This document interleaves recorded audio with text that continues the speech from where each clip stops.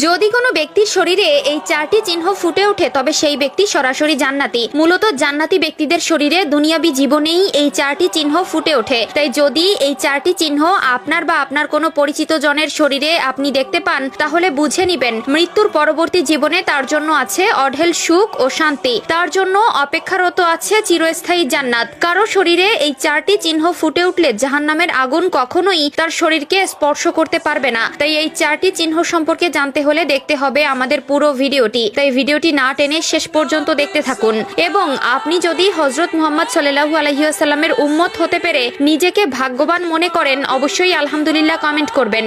আজকে আমার প্রিয় নবীর ভালোবাসার মানুষগুলোকে দেখতে চাই। প্রিয় দর্শক, অবশ্যই ভিডিওটি শেয়ার করতে ভুলবেন না। আপনার একটি শেয়ারে হয়তো অনেক মানুষ পাপ কাজ থেকে নিজেকে হেফাজত করতে পারবে। প্রিয় নবী বলেছেন, যে ব্যক্তি আমার হাদিস শুনে অন্যকে শেয়ার করলো তার জন্য কিয়ামতের দিন আমার সুপারিশ ওয়াজিব হয়ে যাবে। তো চলুন বেশি কথা না বলে শুরু করি আজকের ভিডিও। পৃথিবীতে কিছু সংঘটিত হওয়ার আগে যেমন আমরা কোনো লক্ষণ দেখতে পাই, তেমনি ভাবে কোনো ভালো কিছু হওয়ার আগে ভালো লক্ষণ দেখা যায়। তাই জান্নাতি ব্যক্তিদের মৃত্যুর আগে শরীরে চারটি চিহ্ন বা লক্ষণ ফুটে উঠবে, যা দেখলে বুঝতে হবে ব্যক্তিটি জান্নাতি। জান্নাতি ব্যক্তির প্রথম যে চিহ্নটি প্রকাশ পায় তা হলো ব্যক্তি মৃত্যুর আগে আল্লাহ তাআলার নাম নিয়ে মৃত্যুবরণ করে এবং মৃত্যুর সময় কালিমায়ে শাহাদাত পাঠ করে। মৃত্যুর আগে কালেমা পাঠ করা এটি জান্নাতে যাওয়ার সব থেকে বড় নিদর্শন।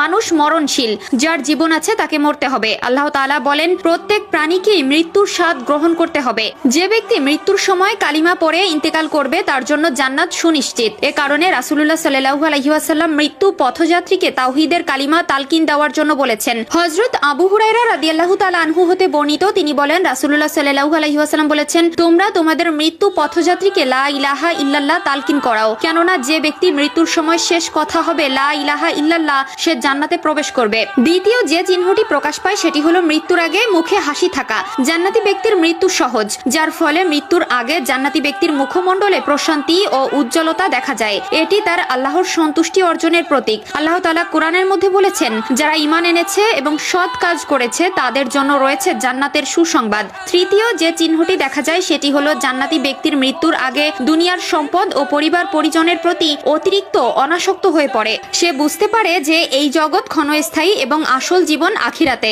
এছাড়াও মৃত্যুর আগে যদি কেউ তার সকল ঋণ শোধ করতে পারে, অর্থাৎ কোনো ঋণের বোঝা ছাড়াই মৃত্যুবরণ করে, তাহলে বুঝে নিবেন সেই ব্যক্তিটি জান্নাতি। কেননা ঋণের বোঝা নিয়ে কেউ কখনো জান্নাতে যেতে পারে না। মৃত্যুর আগে এই লক্ষণ জান্নাতি ব্যক্তির বৈশিষ্ট্য এবং ঈমানদার জীবনের প্রতীক। চতুর্থ চিহ্নটি হলো জান্নাতি ব্যক্তি মৃত্যুর আগে সৎ কাজ ও আল্লাহর ইবাদতে আরো বেশি মনোযোগী হয়ে ওঠে। সে দুনিয়ার মায়া ত্যাগ করে আখিরাতের জন্য প্রস্তুতি নিতে থাকে। তার অন্তরে পাপের প্রতি ঘৃণা তৈরি হয় এবং নেক আমলের প্রতি ভালোবাসা বাড়ে। তাই আমাদের উচিত এসব গুণ অর্জনের জন্য দুনিয়াতে সৎ কাজ করা এবং সকল গুনাহ থেকে বেঁচে থাকা। আল্লাহ আমাদের সবাইকে জান্নাতি গুণাবলী অর্জন করার তৌফিক দান করুন।